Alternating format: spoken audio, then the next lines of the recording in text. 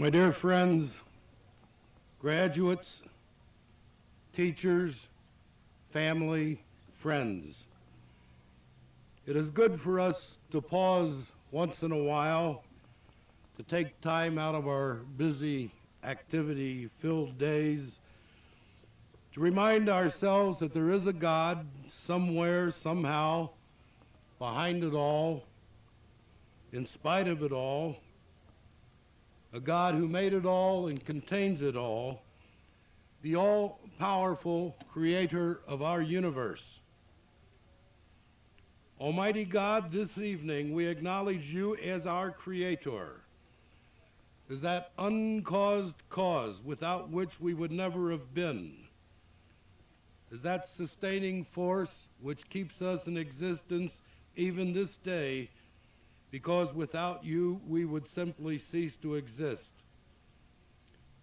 We are grateful to you for the many gifts which have been ours, for the opportunities we have had here at McClain to live together, to work together, to study together, to help others, and to be helped by others. In other words, to be real human beings. We thank you for the opportunity we have this evening to gather here at the 122nd Commencement program at Edward Lee McClain High School in Greenfield, Ohio. Help us this evening through the program that is planned, the honors, the accolades, the speeches, to learn to serve you even better by learning to serve our neighbors, our friends, our families, and our school. Amen.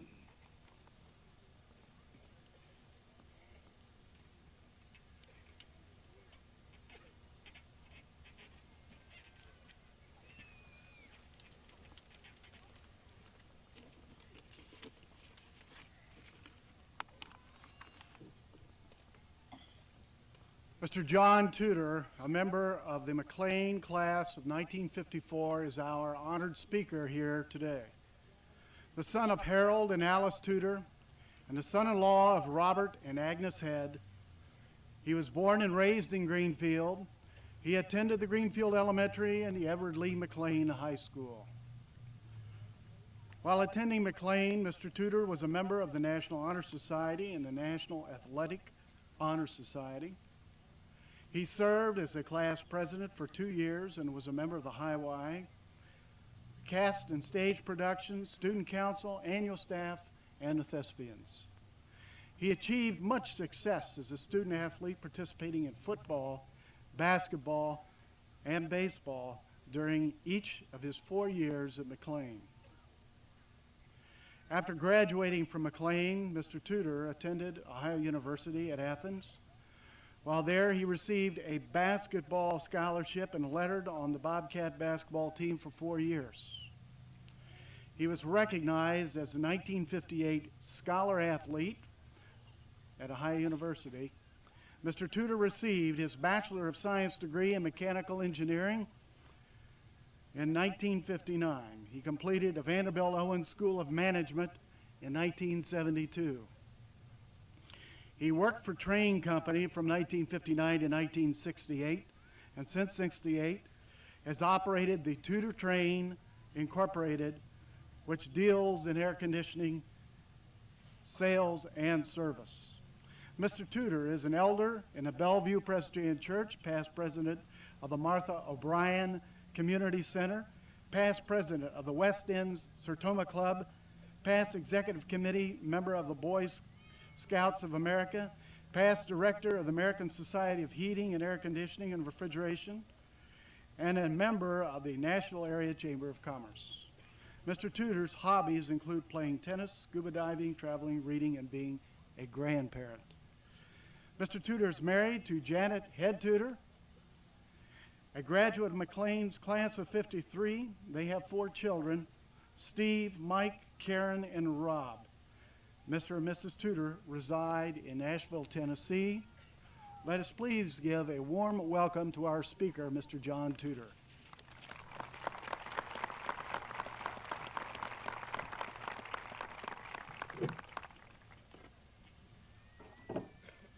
Thank you, Phil. That was just the way I wrote it. You left out the part about being faster than a speeding bullet and leaping tall buildings in a single bound, but other than that, it was great. Thank you.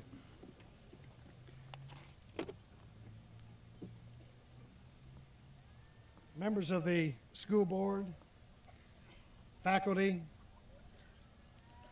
parents, family, friends, and honorees, the class of 1993, it is my pleasure and honor to be here this evening celebrating this occasion.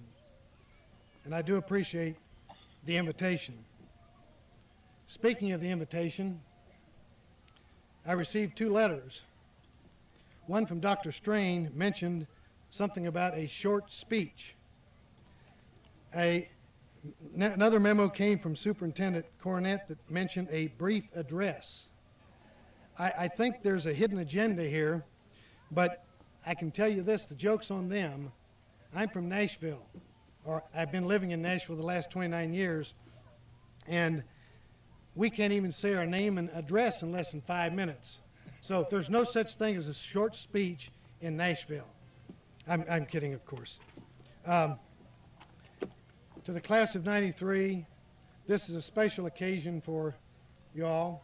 Did you notice that, y'all? I'm sorry. This is a special day for you.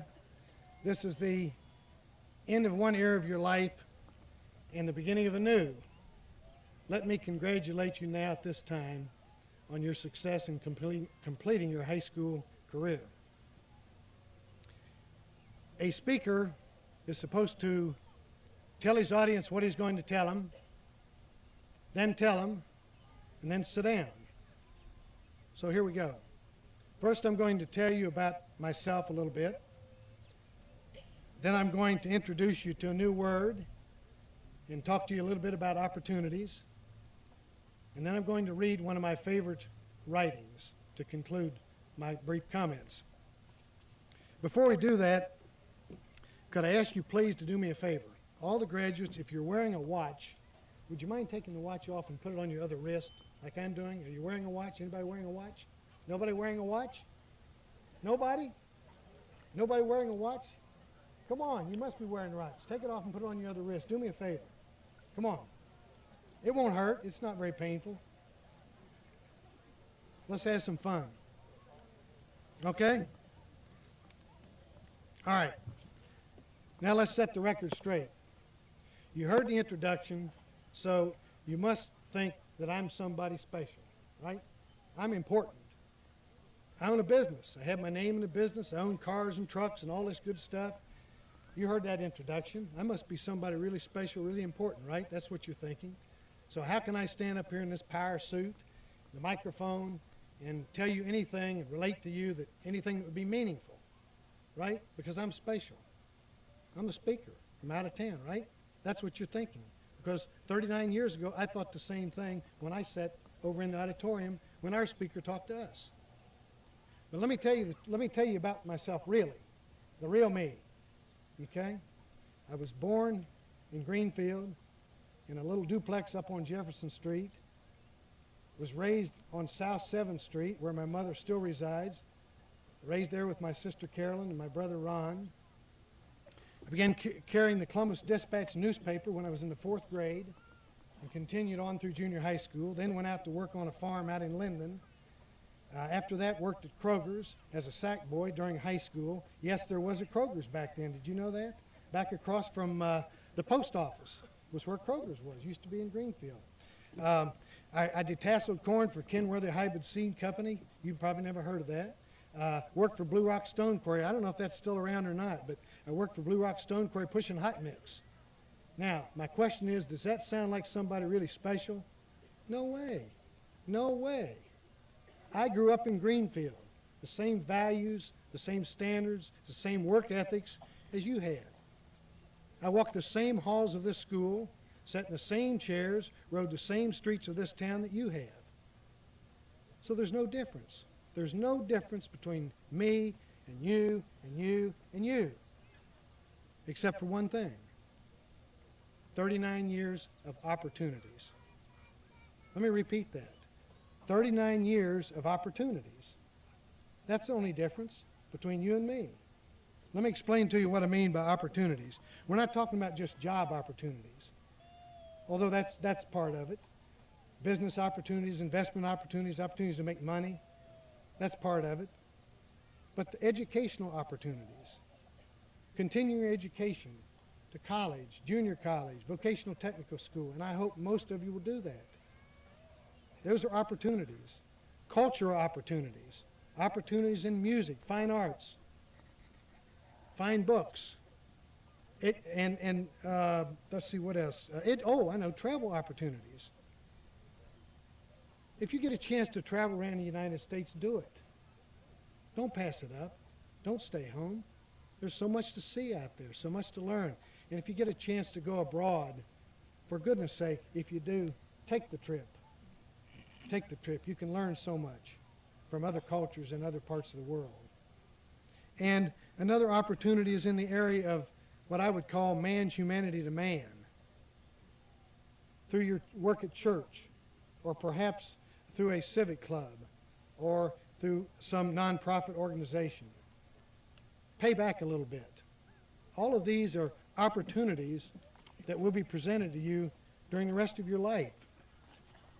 The definition of a successful person says is one who recognizes an opportunity and embraces it. Now, you may say to me that you would never pass up an opportunity. A good opportunity came along, you'd never pass it up. And I ask you this question.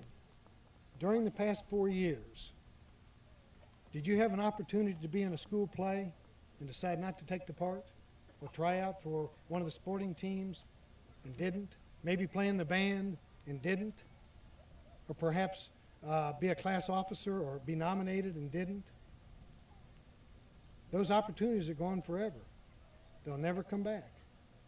So I say to you, don't pass up those opportunities when they come along, because that's the nature of them. They're gone forever. What would keep us from taking advantage of the opportunities? I want to introduce you to a new word.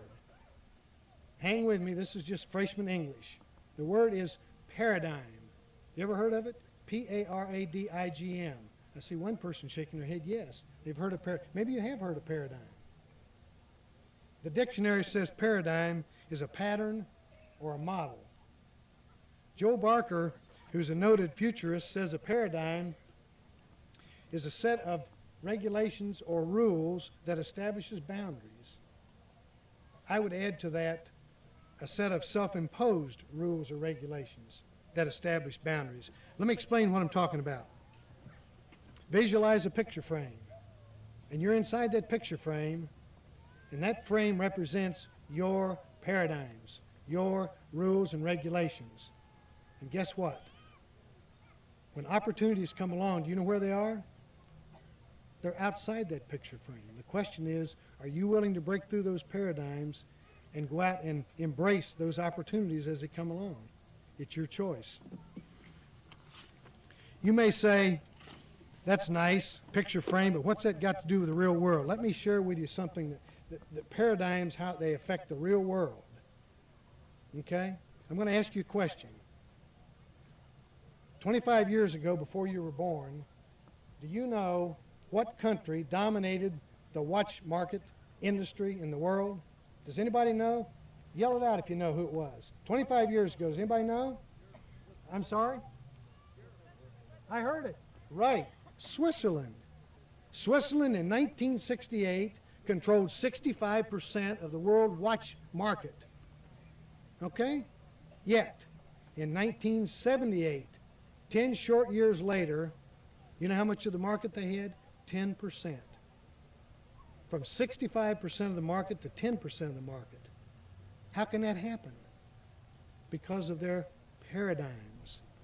Because of their paradigms. In 1967, a Swiss inventor developed a new kind of a watch. It was called a quartz watch, invented by a Swiss. He presented it to the Swiss watchmakers, and they rejected it. They turned it down. Why? Because this is not the way a watch is supposed to be made. A watch is not supposed to have a battery in it. It has a mainspring. It has gears, bearings. That's the way a watch is supposed to be made. They turned it down. Why? Because they were locked in their paradigms. They had the rules and regulations of how a watch is supposed to be made. Okay? They suffered from paradigm paralysis. Okay? In 1968, this inventor of the Swiss watch presented it at a World Watch Congress, and along came a company called TI. You ever heard of Texas Instruments? They looked at that quartz watch and said, wow, this is super. We like this. We're going to use this. Why? Because they didn't make watches. They weren't locked in a paradigm of how a watch should be made. They combined with a company called Seiko of Japan. And the rest is history. Who is the dominant watchmaker in the world today? Seiko. And by the way, while I'm thinking about it, how's that watch feel on your arm? Anybody uncomfortable with that watch that you've switched? You're uncomfortable with it? Huh? Anybody uncomfortable? They put it on. You guys didn't change the watch over there. You did. Anybody feel uncomfortable with it? You've just experienced a paradigm shift because your rules and regulations told you that that watch belongs over here, doesn't belong here, and you changed it. And nobody said shifting a paradigm was easy. It may be uncomfortable, but you have to suffer that or go through that in order to reach those opportunities. You have to shift out of your paradigms, okay? This doesn't mean anything. It was just an example to show you what a paradigm and how simple it is. It has no social redeeming value. I just thought it would be fun to try. Each of you possess talents, abilities, and skills. Many of those are untapped at this time. Why? Because you haven't had the opportunity to use them yet. You don't know that you've got these talents and skills until the right opportunity comes along. The question is, how will you handle the many opportunities awaiting you? Will you embrace them, or will you suffer from paradigm paralysis? There is a saying that goes, and listen to me, I'm almost through. Those who say it cannot be done must get out of the way of those who are doing it. Are you going to be struggling with your paradigm paralysis and say it can't be done? Or are you going to break through it, through that picture frame, and be those that are doing it? Opportunities are beyond the frame. You have to reach out, have no fear of failure, and no fear of the unknown, beyond that picture frame, beyond those paradigms. My challenge to each of you is, don't suffer paradigm paralysis. Embrace life and all its opportunities to the fullest.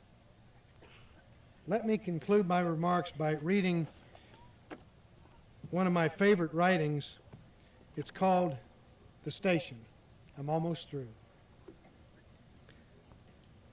Listen up. Tucked away in our subconscious is an idyllic vision. We see ourselves on a long trip that spans the continent. We are traveling by train. Out the windows, we drink in the passing scene of cars and nearby highways, of children waving at crossings, of cattle grazing on a distant hillside, of smoke pouring from the power plants, of row upon row of corn and wheat, of flatlands and valleys, mountains and rolling hillsides, city skylines and village town halls. But uppermost in our minds is the final destination. On a certain day at a certain hour, we will pull into this station. Bands will be playing and flags will be waving. Once we get there, so many wonderful dreams will come true. The pieces of our lives will fit together like completed jigsaw puzzles. How restlessly we pace the aisles, damning the minutes for loitering, waiting, waiting, waiting for the station. When we reach the station, that will be it, we cry.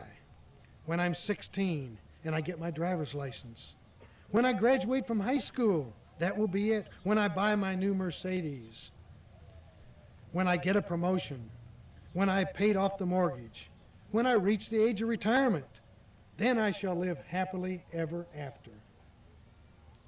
Sooner or later, we must realize there is no station. There is no one place to arrive at once and for all. The true joy of life is the trip. The station is only a dream, and it constantly outdistances us. Relish the moment is a good motto when coupled with 118th Psalm, the 24th verse. This is the day which the Lord hath made. We will rejoice and be glad in it. It isn't the burdens of today that drive men mad. It's the regrets over yesterday and the fear of tomorrow. Regret and fear are twin thieves who rob us of today. So I say to you, stop pacing the aisles and counting the miles. Instead, climb more mountains, eat more ice cream, go barefoot more often, swim more rivers, watch more sunsets, laugh more and cry less. Life must be lived as we go along. The station will come soon enough. What you are today is God's gift to you. What you make of yourself is your gift to God. Congratulations, and God bless each one of you. Thank you.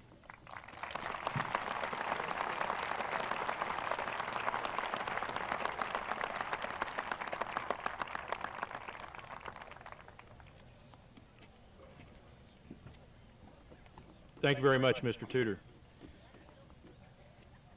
Brandy Rebecca Bergstrom, President of the Class of 1993, will now address the class.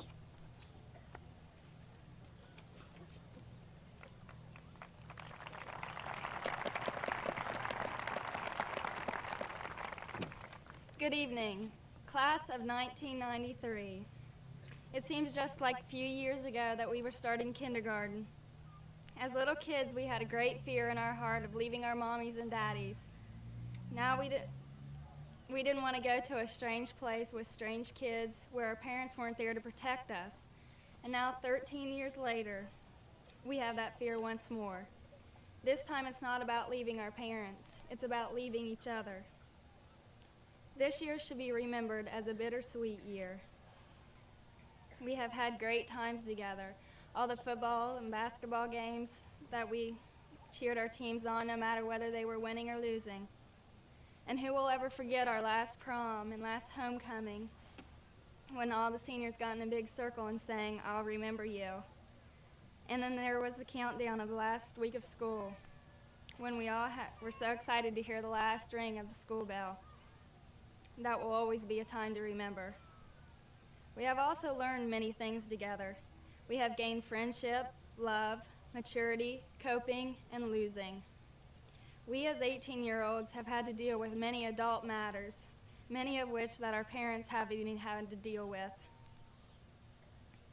We were forced to grow up very quickly this year when we were slapped in the face with the reality that with life comes death.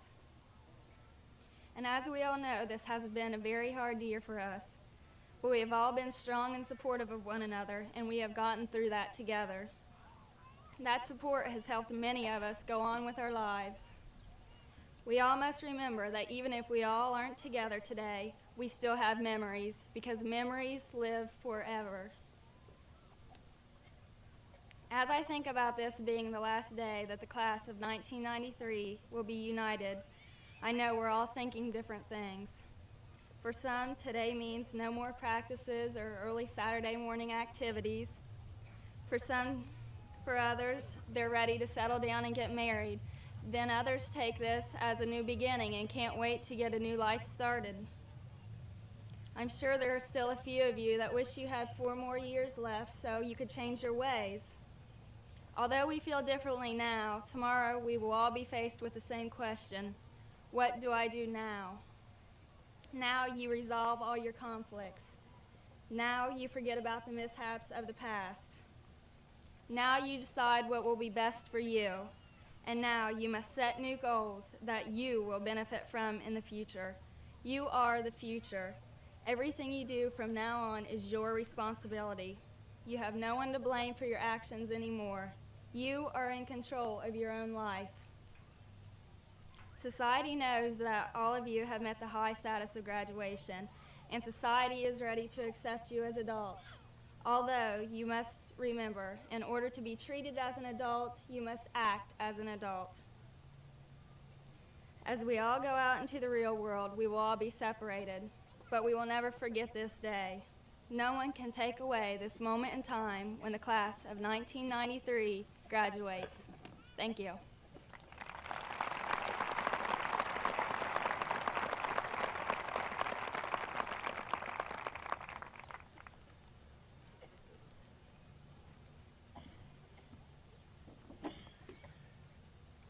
Quincy Ann Harmount, valedictorian of the class of 1993, will now address the class.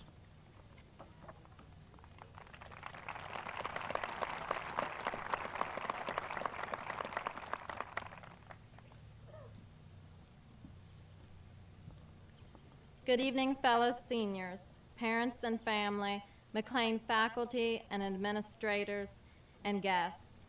Well, guys, this is it, graduation.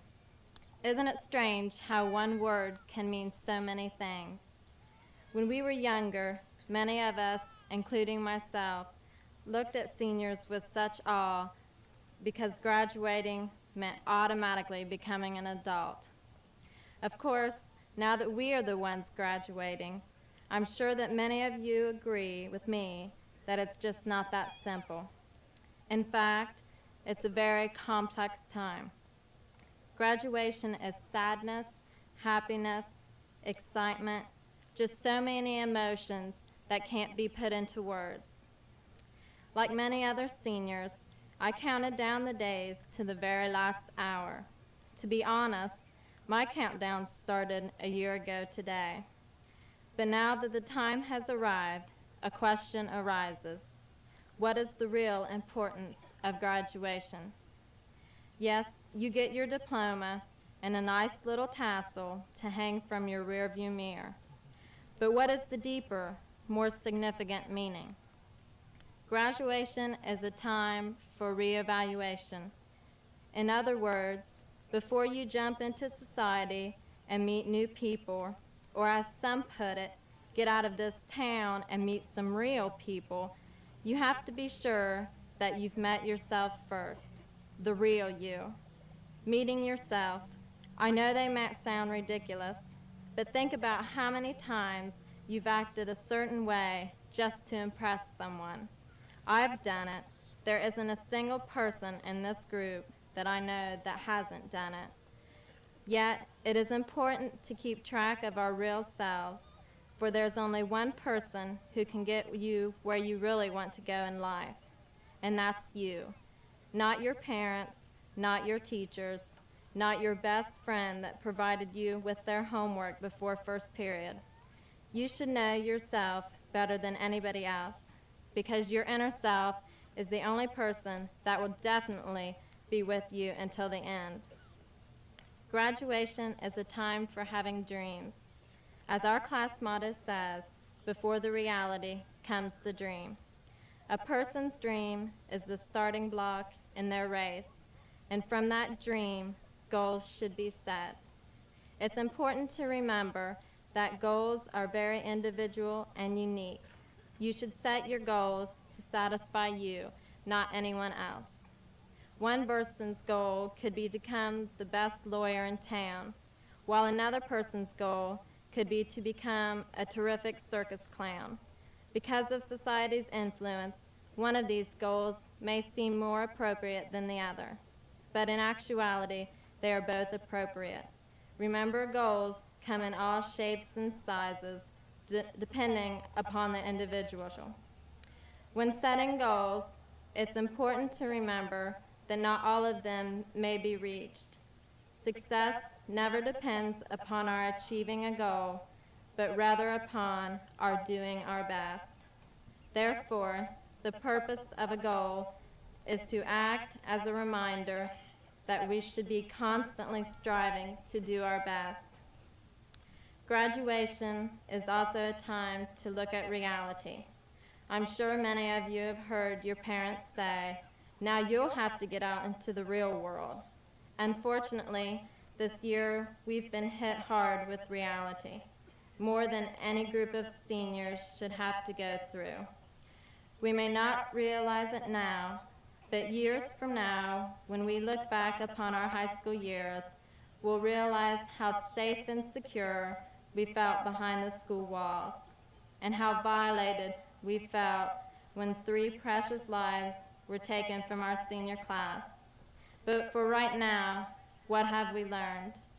You only live once, and life is hard. It's not a bowl of cherries, and it's not always filled with sunshine. There are burdens to be borne, sorrows to endure, temptations to overcome, and troubles to master. But in spite of them, we can win. All of us can succeed. There is not a single person in this graduating class that can't make it in the real world. The doors are all unlocked, and the doorknobs to the world are at our fingertips. Yet as we lay down our path to the future, let us not forget the past.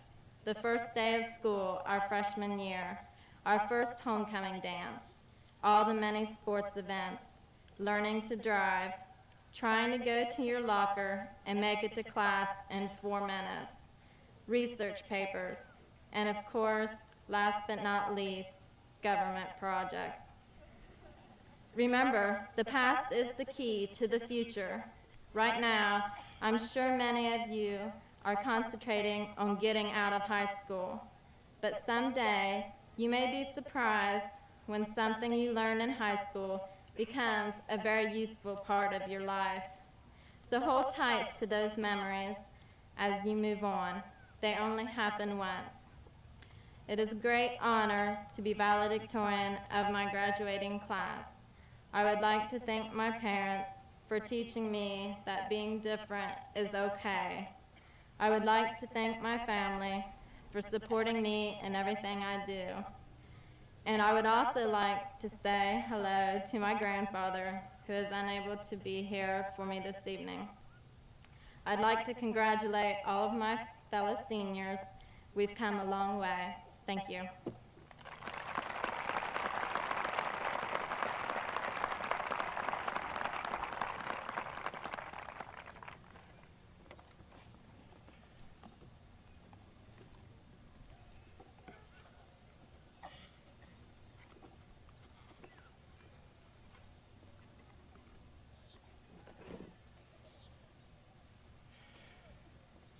Quincy, with great respect for your academic achievements at McClain High School, it is my privilege to present you with this medallion and certificate to honor you as valedictorian of the McClain High School class of 1993.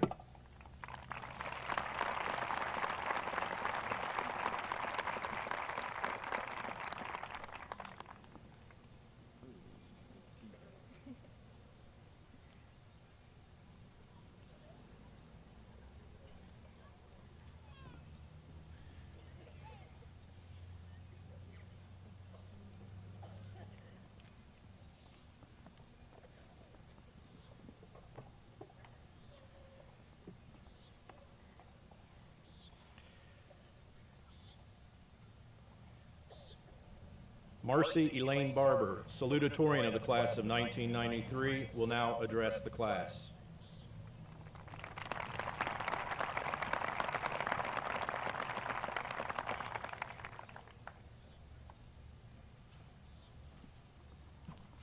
Good evening.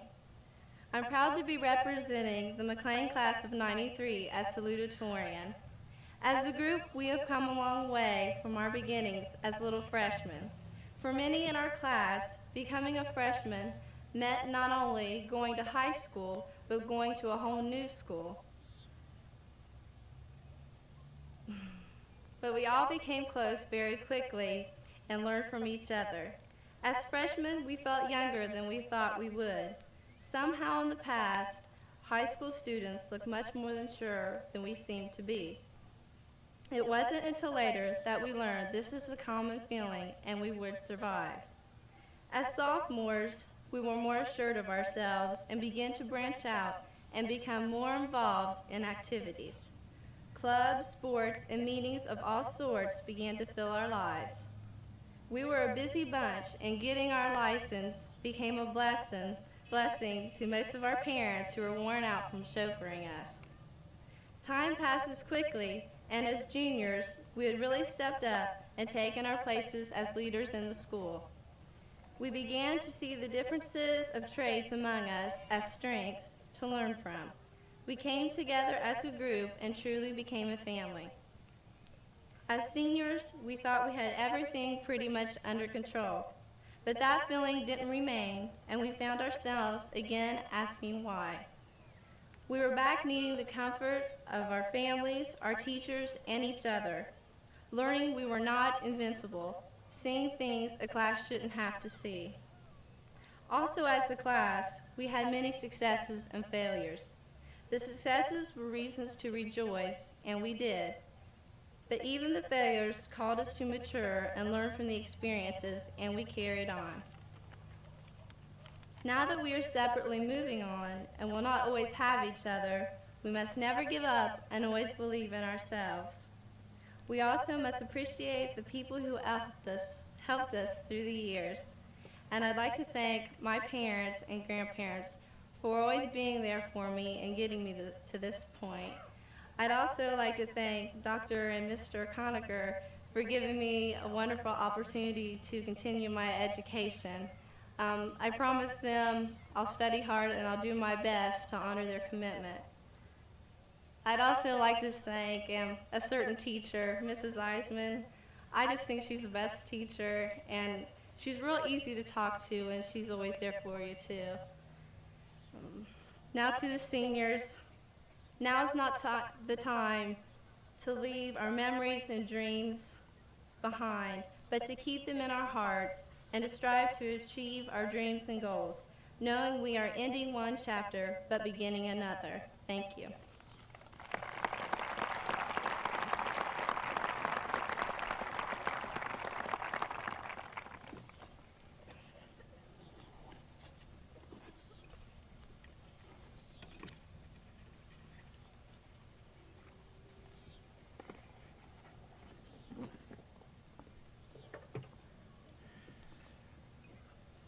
Marcy, with great respect for your academic achievements at McClain High School, it's my privilege to present you with this medallion and certificate to honor you as salutatorian of the McClain High School class of 1993.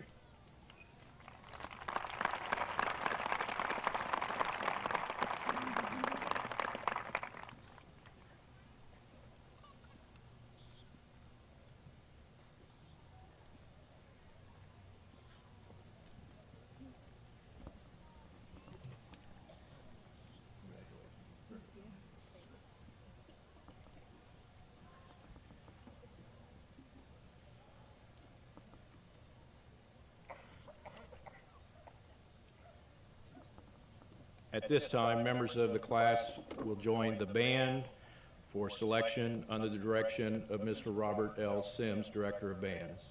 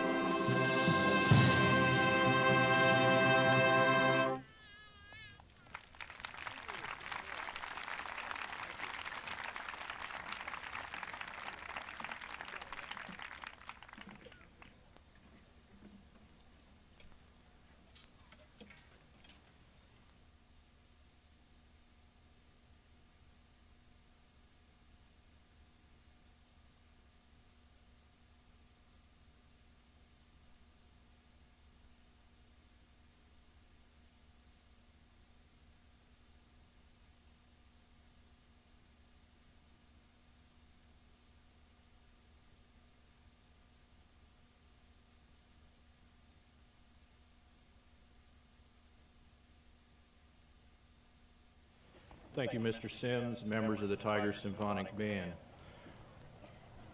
It's been about 3 years ago now, I became acquainted with an individual who, like Mr. Tudor, is a former resident of Greenfield, member of a McClain High School graduating class who went on to the university studies at Ohio University and has been an exceptional individual.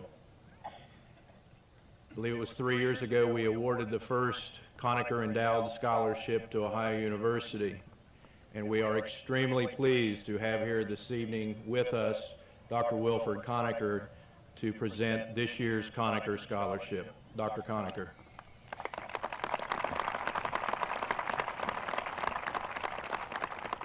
Thank you. John, you were fortunate to speak before these young people, or you would feel as intimidated as I do. They were great. It was certainly a pleasure to be back in Greenfield again, and I do thank you for including me in this great occasion. You know, it is really a celebration. Graduation is really a celebration. The celebration of the completion of 4 hard years, I'm sure, of work. Plus, you have gained a learning experience which will be with you and serve you well for the rest of your life. As Dan said, 3 years ago, I had the great privilege of presenting the first of the scholarships to Bill Doan. You'll be pleased to know that Bill is very successfully completing his 3rd year. The last 2 years I haven't been able to be here. 2 years ago, Elisa Eisman was the awardee. You'll be pleased to know also that she is completing her 2nd year. She has had the great honor of being chosen to study in the honors tutorial program, which is quite an honor. Our freshman this year, Bill's sister, Rachel, is completing her freshman year. And I had to come back this time. This completes the first cycle of our scholarships. Next year we will have a freshman, a sophomore, a junior, and a senior. As long as there's McClain High School and Ohio University, and a student that is selected, it can be selected, qualifies, there will be a freshman, a sophomore, a junior, and senior from McClain at Ohio University. Gives me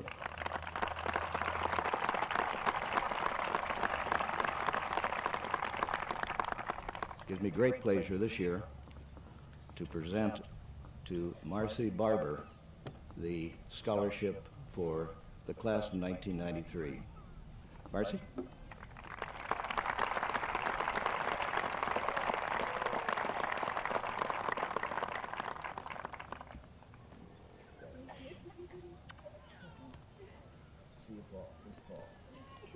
Thank you.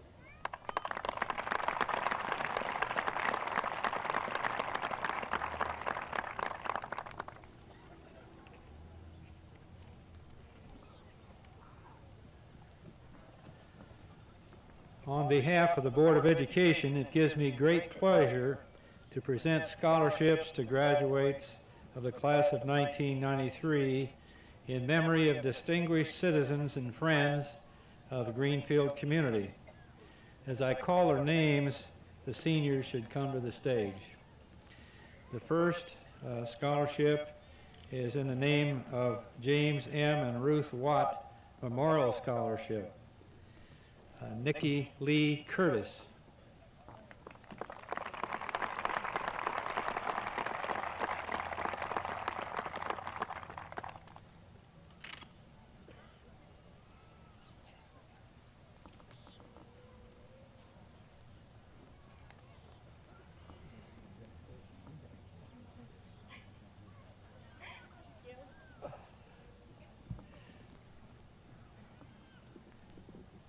Robert Richard Snavely.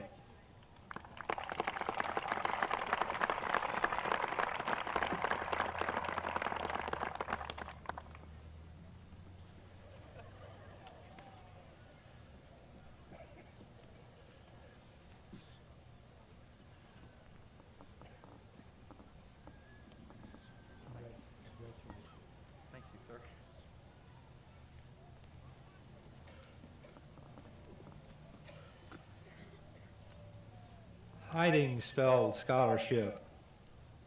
Quincy Ann Harmount.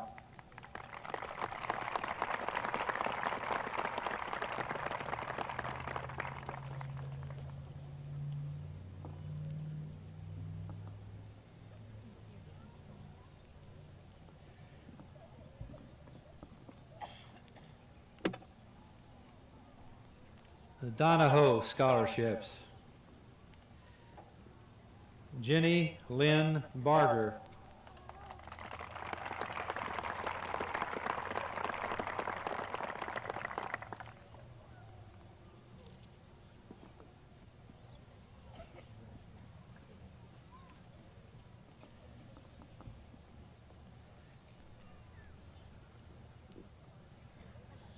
Brandy Rebecca Bergstrom.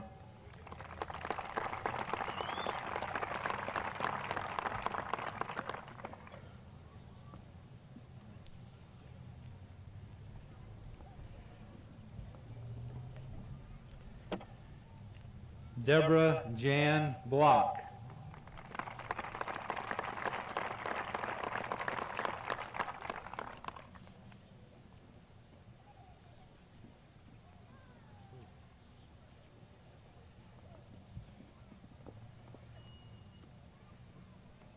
Marcus Andrew Bradley.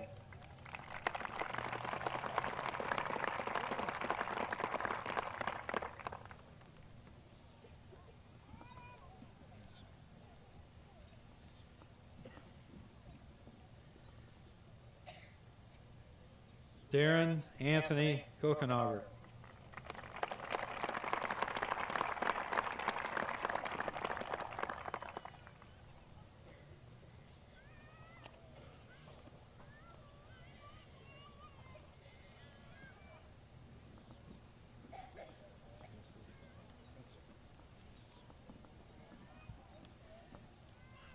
Quincy Ann Harmount.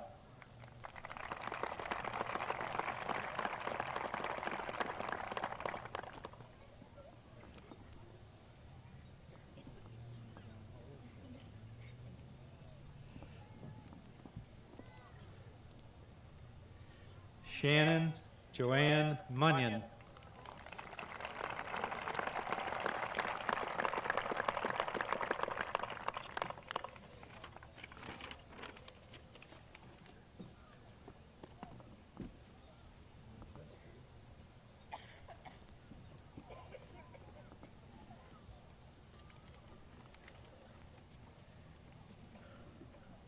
We are really pleased with the support the community has shown for additional scholarship assistance. At this time, we recognize and congratulate those who have received other awards. Please hold your applause until all names have been called, and I ask the students, past students, to please stand in place when your name is called until all are recognized. Melinda K. Baker, the National Honor Society Scholarship, Tri-State University Dean Scholarship. Marcy Elaine Barber, Conacher Scholarship, the National Honor Society Scholarship. Jenny Lynn Barger, the Donahoe Scholarship, Good Hope Lions Club Scholarship, National Honor Society Scholarship. Brandy Rebecca Bergstrom, Donahoe Scholarship, Good Hope Lions Club Scholarship, National Honor Society Scholarship, Tiger Boosters Scholarship, and James Washburn Memorial Scholarship.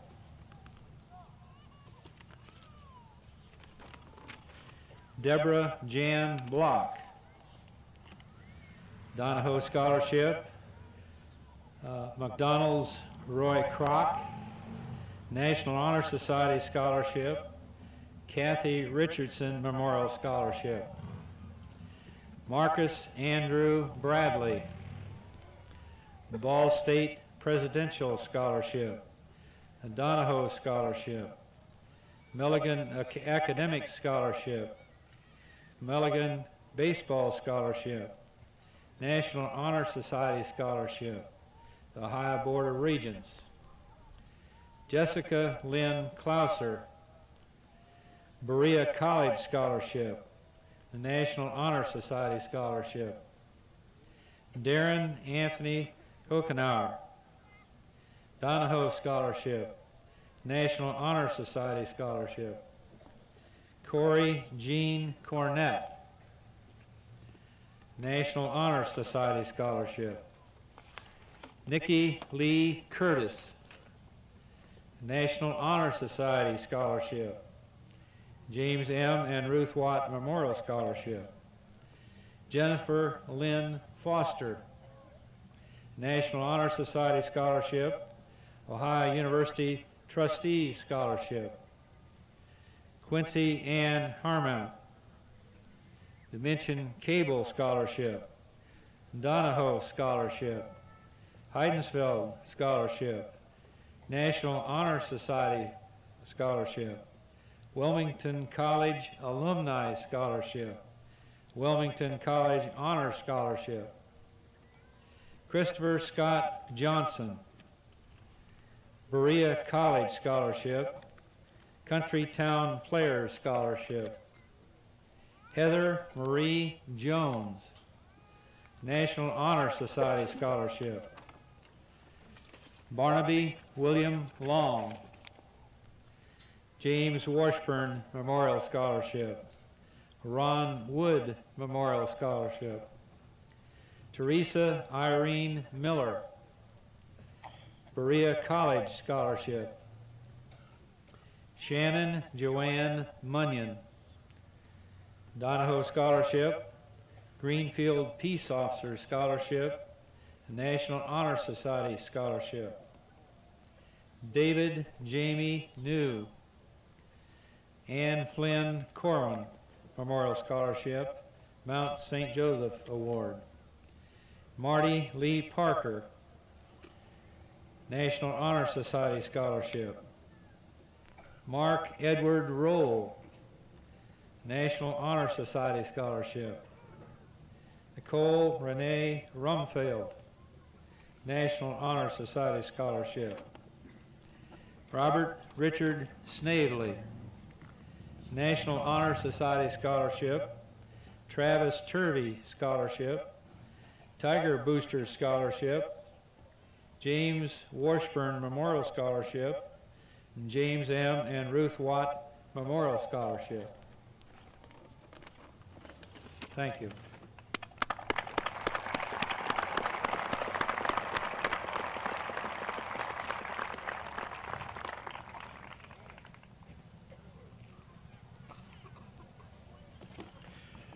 McClain High School maintains a close working relationship with the Great Oaks Joint Vocational School District and the Laurel Oaks Career Development Campus, which is part of the Great Oaks District. Mr. Tom Beatty, member of the Greenfield Board of Education, represents our district on the Great Oaks Board of Education. Each year, approximately 90 of our students attend Laurel Oaks, where they receive a fine education in a variety of vocational programs. Mr. Leon Bradley, career specialist at the Laurel Oaks campus, is with us on stage this evening representing Laurel Oaks. Let's welcome Mr. Bradley.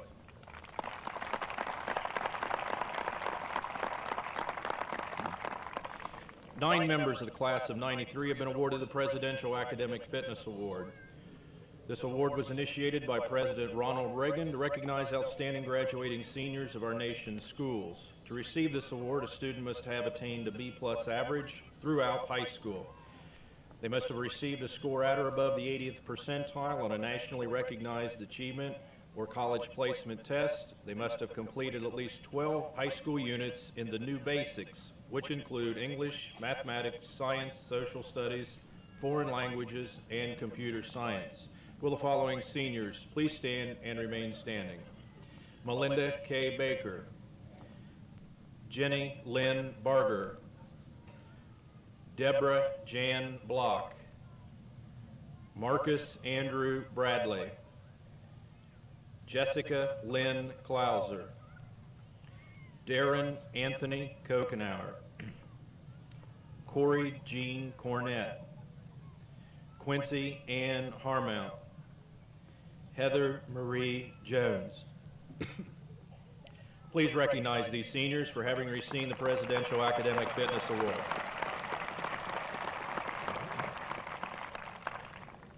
"21 members of the class of '93 received the State Board of Education Award of Distinction for Basic Studies.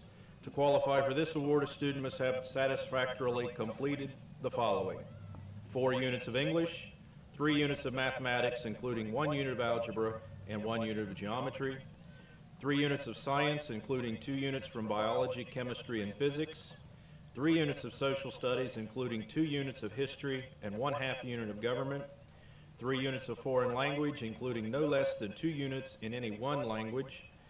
Will the following seniors please stand and remain standing?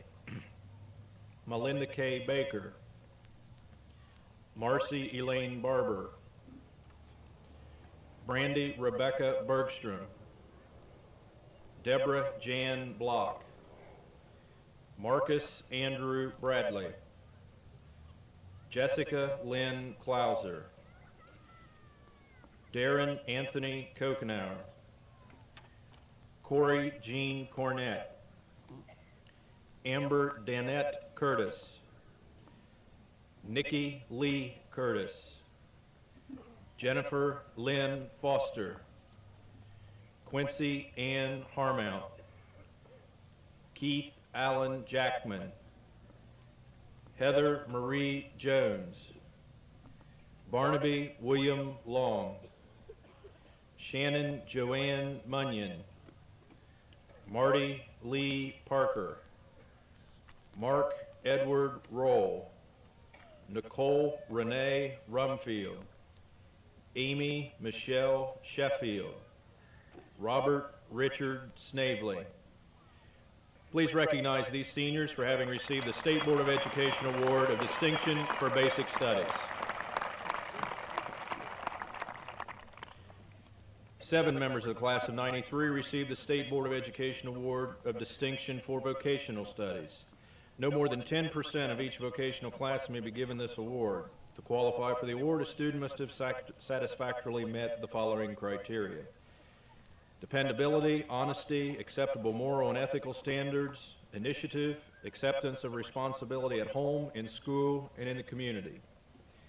In the area of school activities, above average attendance and punctuality record, completion of class and laboratory assignments, outstanding vocational classroom and laboratory achievement, active membership in a club, cooperation with the administration, teachers, fellow students, and employers.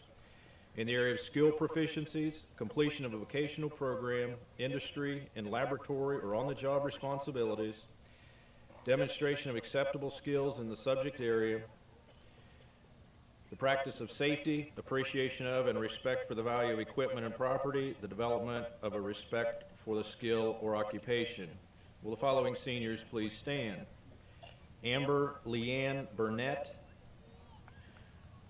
Jennifer Lynn Foster, Megan Irene Mobley, Nathaniel Wade Ritchie, Mark Edward Roll, Veronica Lynn Smith, Ronald Leroy Snavely.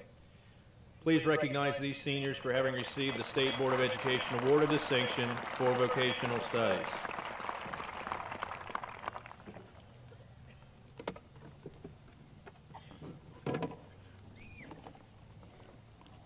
Corbin. Mr. Corbin, it is with great pleasure that I present to the Greenfield Exempted Village Board of Education the 120 members of the graduating class of 1993. I recommend that these students, each of whom has completed the graduation requirements of the state of Ohio and the Greenfield Exempted Village Board of Education, be granted diplomas. Thank you.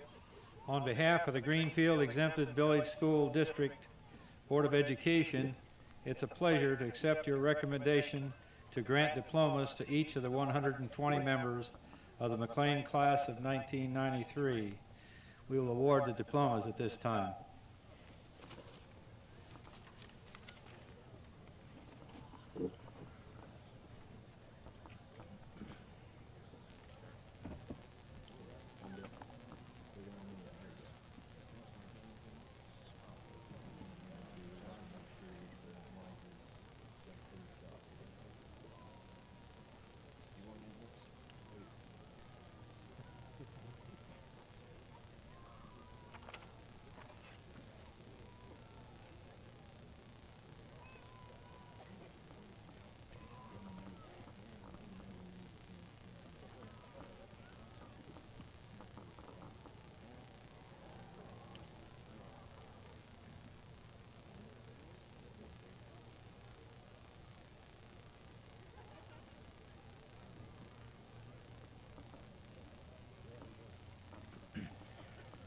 Brandy Rebecca Bergstrom, President of the Class of 1993.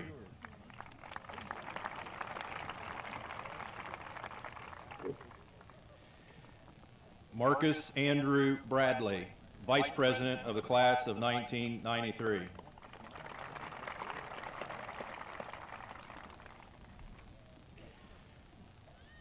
Teresa Irene Miller, Secretary of the Class of 1993.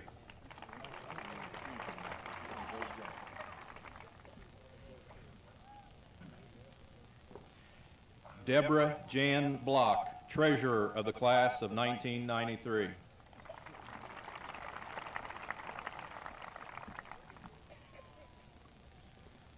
Quincy Ann Harmount, Valedictorian of the Class of 1993.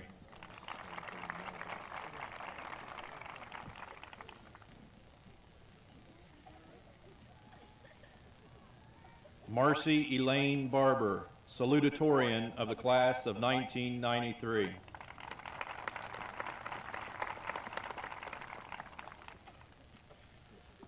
Christopher Scott Anderson.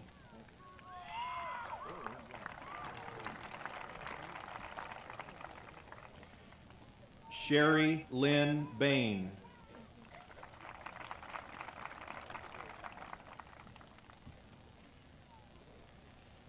Melinda K. Baker.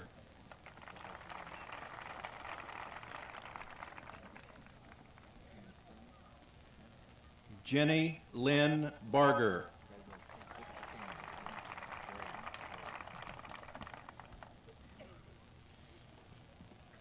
Leanna Beth Barker.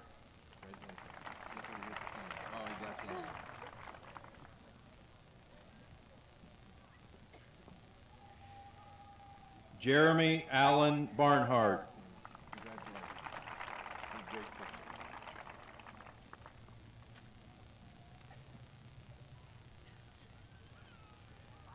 Jamelin Joe Beatty.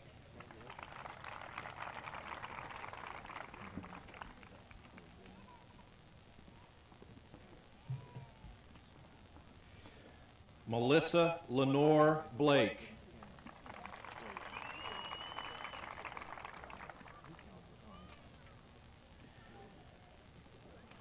Robert Edward Bowles.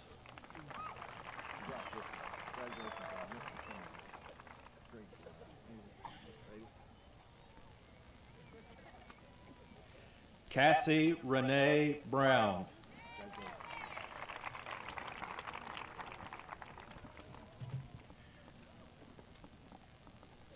Erica Dawn Bruner.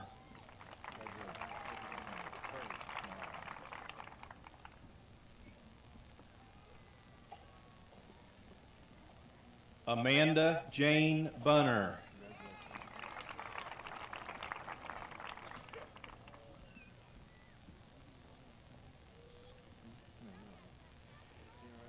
Michael Ray Burchett.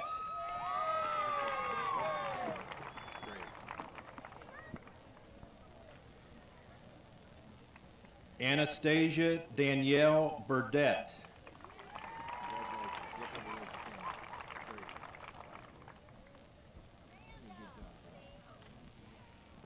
Amber Leanne Burnett.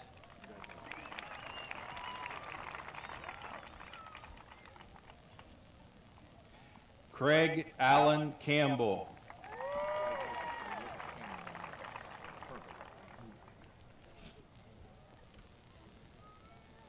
Larry Lowell Campbell.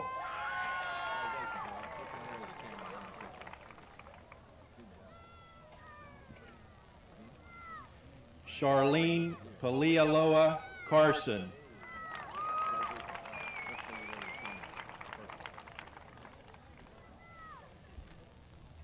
Jessica Lynn Klauser.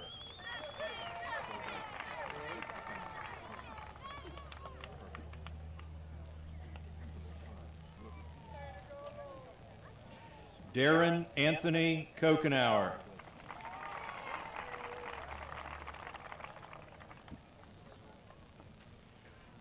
Patrick O'Neill Coleman.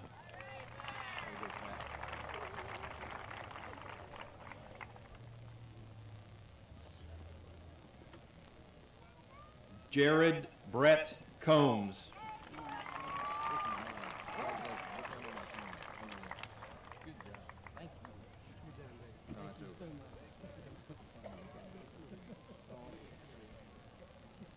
Jason Michael Conklin.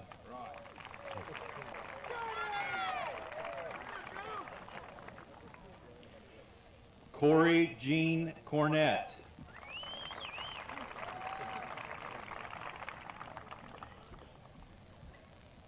Shawnee Lynn Cramblett.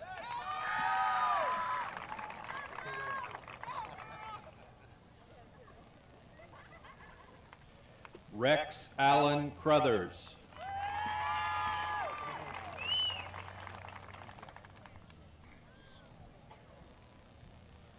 Amy Lynn Cruzy.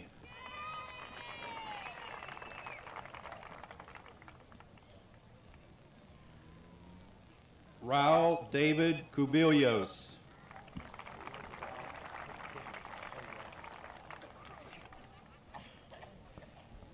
Amber Danette Curtis.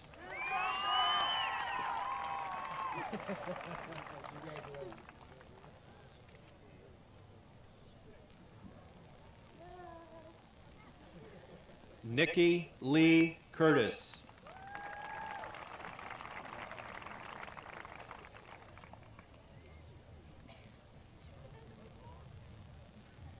Timothy Wayne Dalton.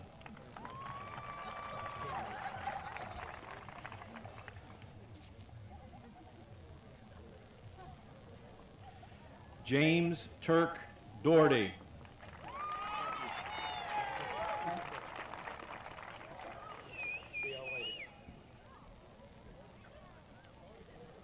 James Franklin Davis III.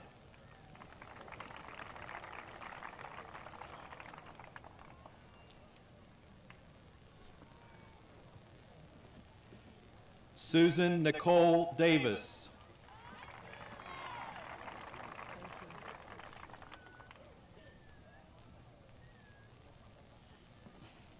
Ruth Emily Dodds.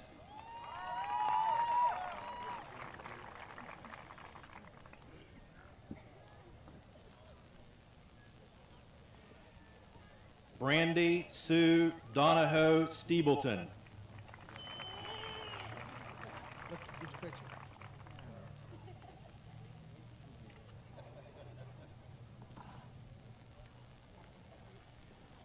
Jennifer Ann Ellenberger.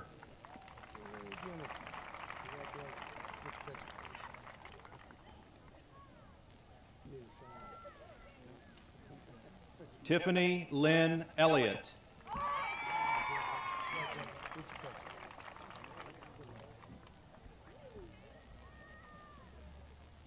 Ty Timothy Erskine.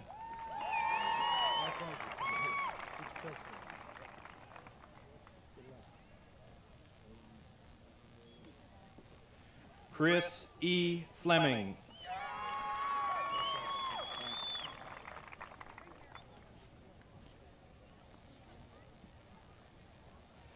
Jennifer Lynn Foster.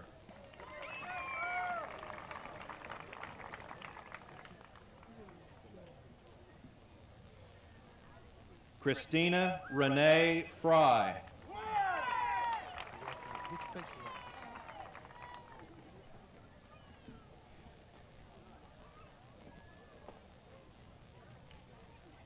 Scott Allen Giffen.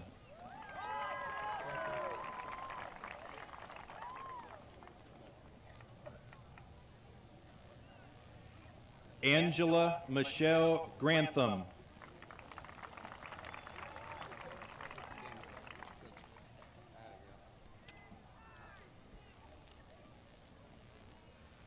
Jason Stephen Great.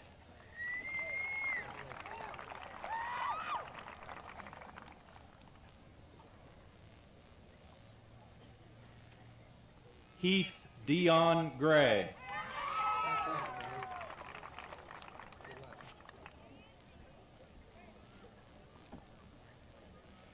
Robert William Green.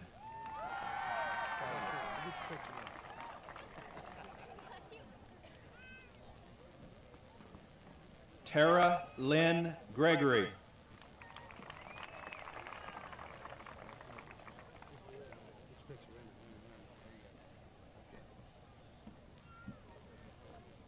Arlene Fern Hall.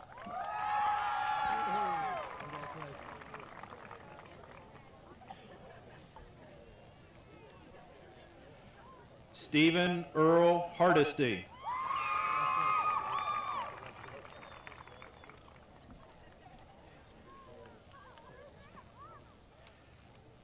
Michael Alexander Harmon.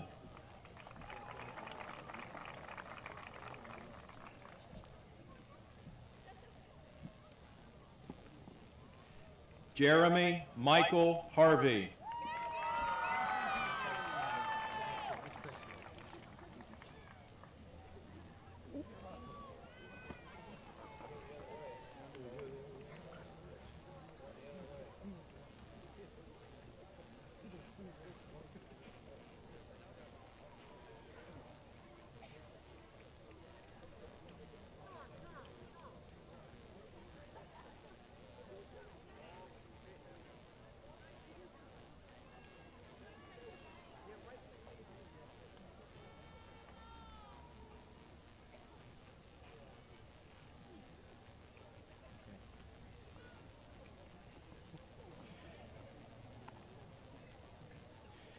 Kelly Dawn Huff.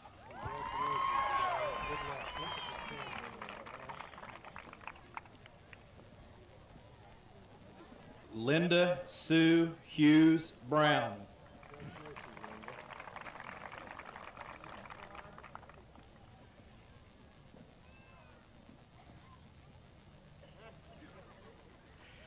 Jack Eldon Hutchinson.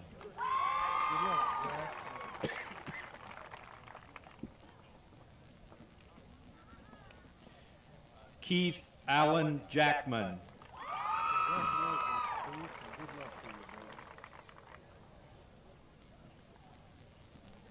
Nikki Ann Jett.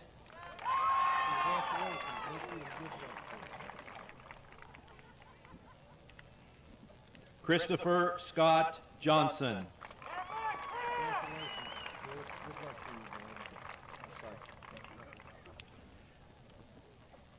Connie Joe Johnson.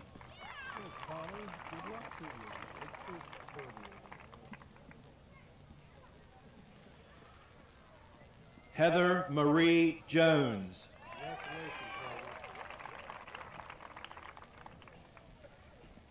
Lori Ann Knapp.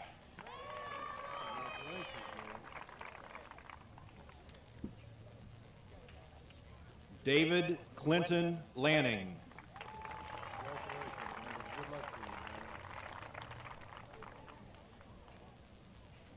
Barnaby William Long.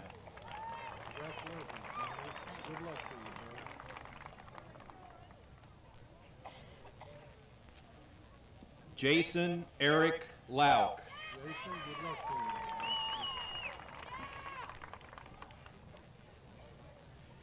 Jason Scott McGowan.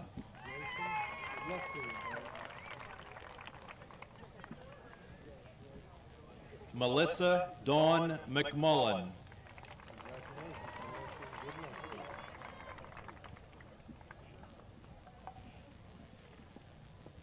Jack E. Michael.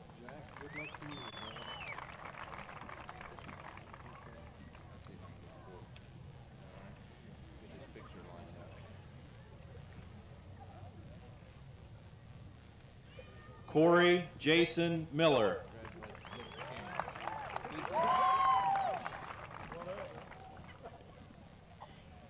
Megan Irene Mobley.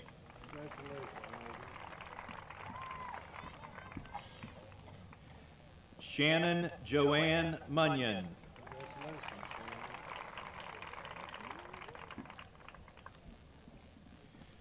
William Jeffrey Murphy II.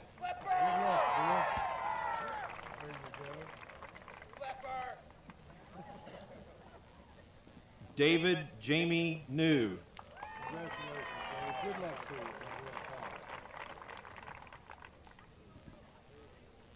Chad Eric Newkirk. Congratulations, Chad. Good luck to you, son.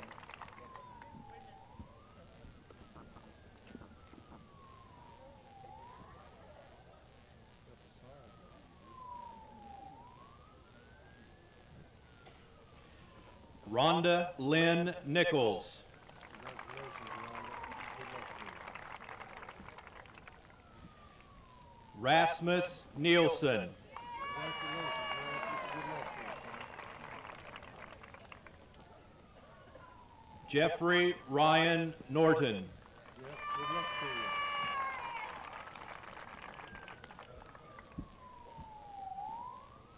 Jeremy Dale Olaker. Congratulations, Jeremy. Good luck to you, son.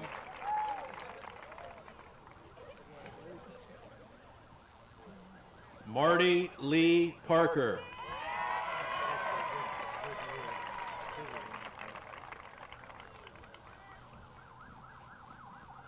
Ruth Ann Parr. Congratulations. Good luck to you. Ray Scott Penn. Ray, good luck to you, son.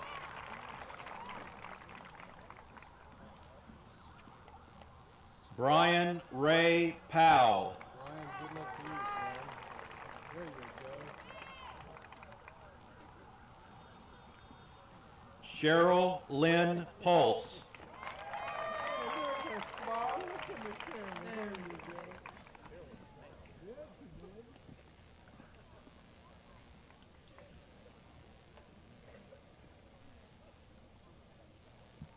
Sherry Christine Reeves.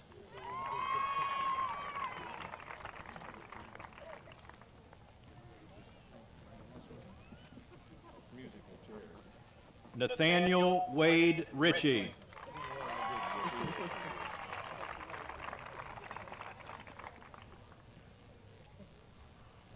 Steve Allen Rogers.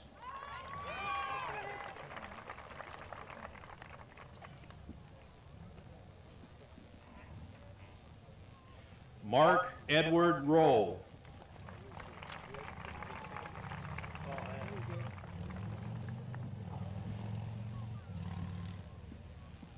Eric Andrew Rowe.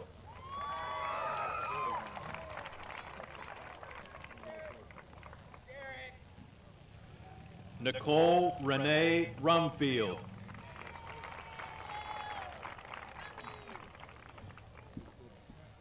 Francisco Javier Sai.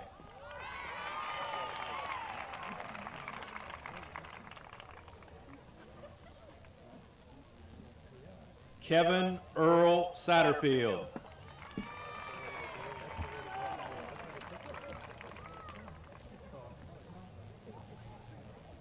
Adam Shane Sexton.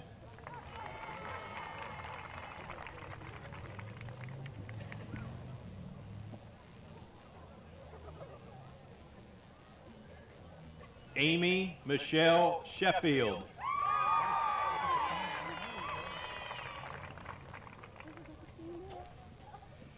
Benjamin Jacob Schultz.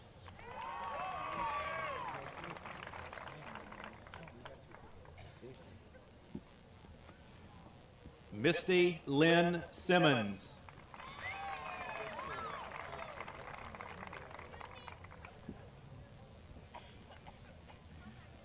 Ryan Ray Skaggs.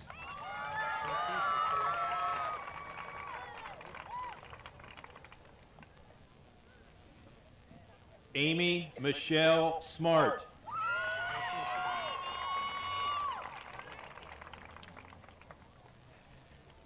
Clint Matthew Smith.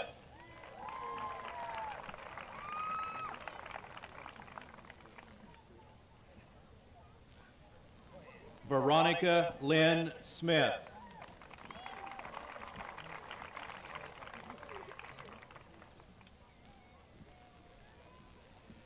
Robert Richard Snavely.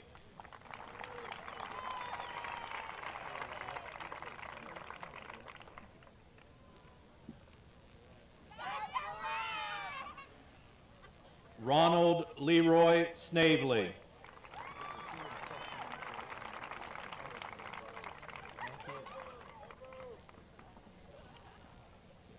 Brian Allen Stapleton.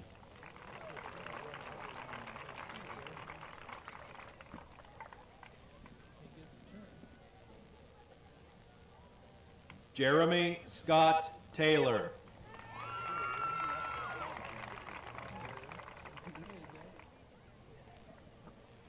Kevin Kyle Troutner.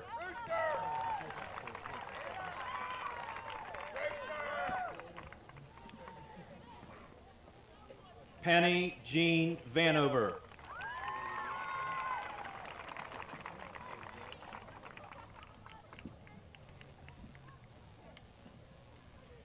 Erin Rachel Walker.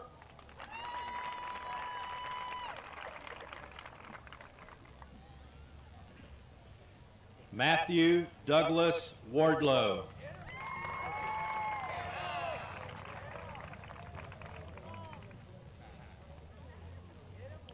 Nicole Michelle Whitley.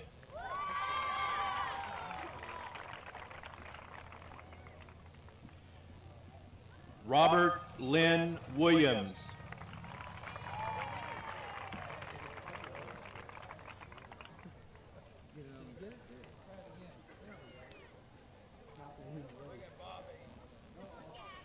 Gabrielle K. Wilson.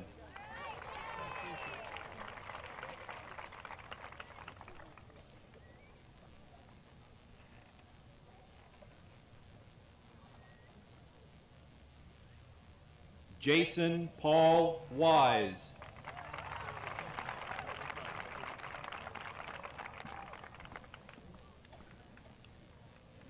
Anitra Ann Weiskup.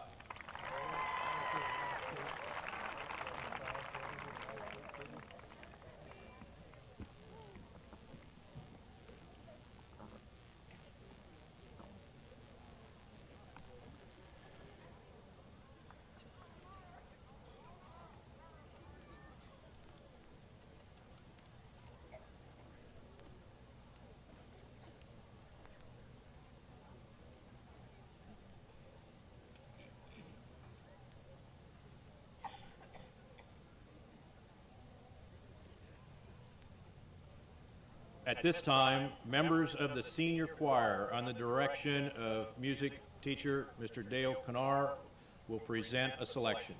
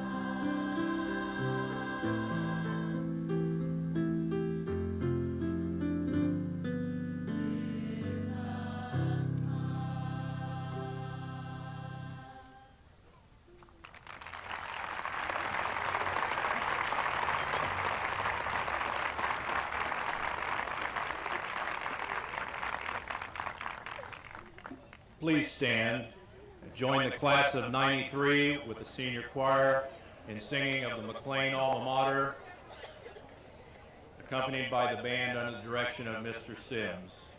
Following the alma mater, please remain standing for the benediction.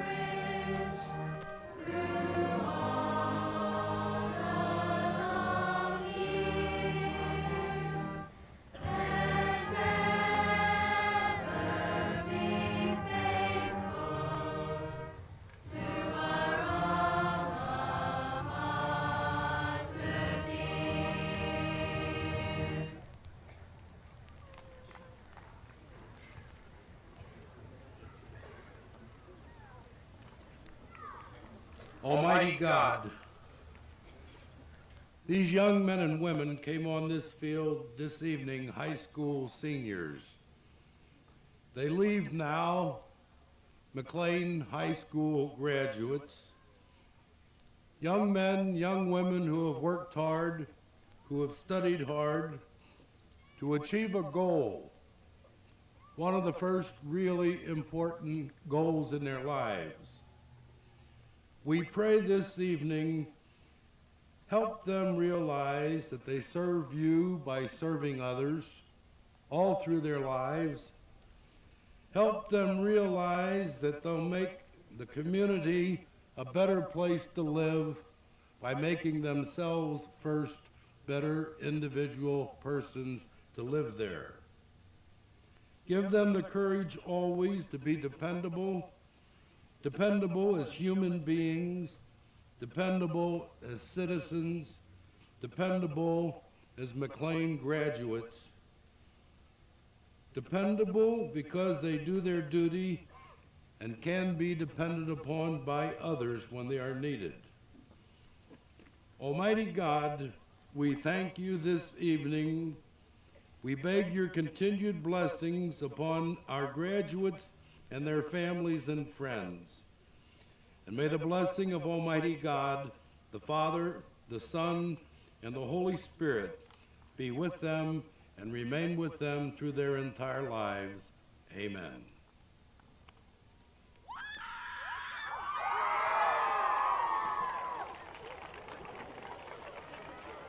Members of the audience, please be seated for the recessional for the McClain High School class of 1993.